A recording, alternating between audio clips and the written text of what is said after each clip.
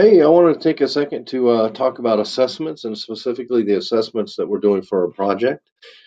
Think in terms of the assessment. A lot of times we'll think of an assessment and we'll automatically go for a written quiz, something like that. So think of possibly different ways that you can go about assessing and even be more accurate rather than a written test. Because if we're building a skill, there's always that conversation in the ID circles. If we're building a skill, we can't really test that with a written test, a knowledge test, things like that.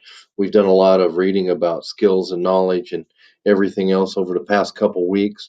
So keep that in mind. And I want to issue a challenge to everybody.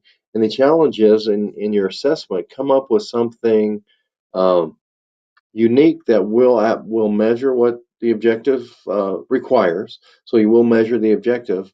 But if you have the thought and want to take on the challenge, come up with a different way. A lot of people are using Captivate. There's different drag and drops and different things like that that can happen. So the challenge is to think of assessment from the perspective of what the learner will get out of it. Because just because it's an assessment and it's telling us if the learner knows what we hope they know, so that tells us how we know what they know.